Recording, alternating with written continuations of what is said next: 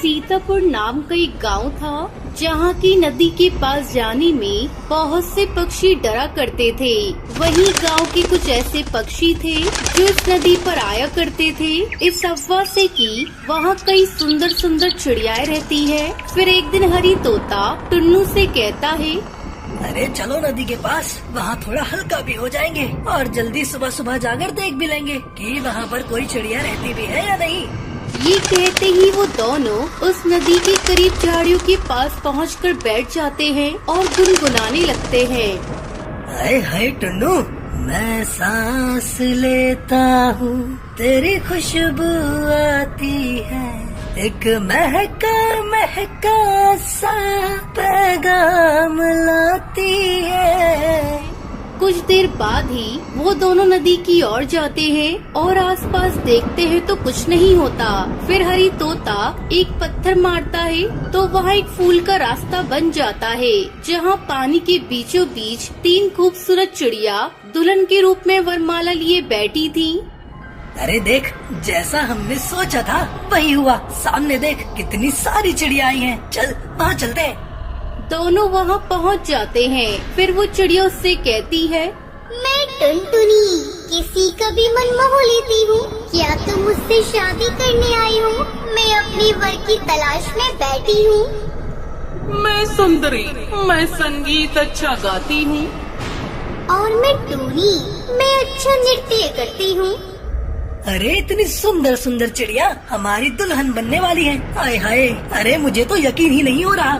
तो आओ कर लो हमसे विवाह। ये कहते ही वो दोनों अपनी मनपसंद चिड़िया से शादी करके उसे घर ले आते हैं। तभी गांव के पक्षी कहते हैं, अरे ये तीनों तो कितनी खूबसूरत चिड़िया से शादी करके आ गए हैं, पर इन तीनों पक्षियों की किस्मत में इतनी खूबसूरत चिड़िया कैसे हो सकती है? कोई तो बात है, मुझे तो दाल में कुछ काला लग रहा है। तभी वो दोनों अपने अपने घर लेकर उन्हें पहुंच जाते हैं। फिर हरी तोता टूनी चिड़िया से कहता है, टूनी, तुम सच में बहुत खूबसूरत हो। मैं जानता हूँ तुम जादुई भी हो ना, तो मुझे सोना चांदी दे दो।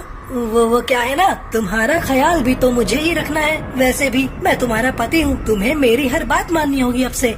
तुम कितने लालची किस्म के पक्षी हो। तुमने सिर्फ मुझसे पैसों के लिए शादी की थी ना, अब देखो मैं क्या करती हूँ।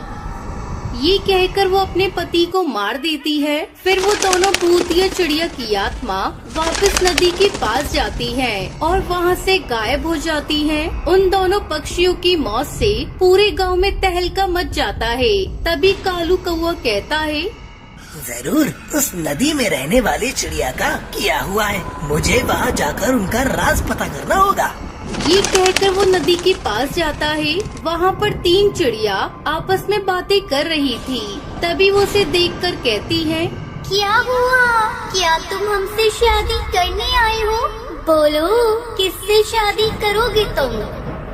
ये सुनकर कालू को कुछ अजीब सा लगता है। फिर वो सच जानने के लिए उनसे हाँ कर देता है और टूनी चिड़िया से शादी करके उसे अपने साथ घर ले आता है। सुनो टूनी, मैंने तुमसे शादी कर ली है और मैं जानता हूँ तुम जो दिख रही हो वो नहीं हो। सच सच बताओ, तुम कौन हो? तुमने सही कहा, मैं कोई चिड़िया नहीं बल्कि भूतिया चिड़िया की आत्मा हूँ। दरअसल बात ये है कि हम तीनों सहेलियाँ इसी नदी में एक साथ नहाने आई थी और एक दूसरे पर हंसी ठिठोली करके पानी की छींट मार रहे थे।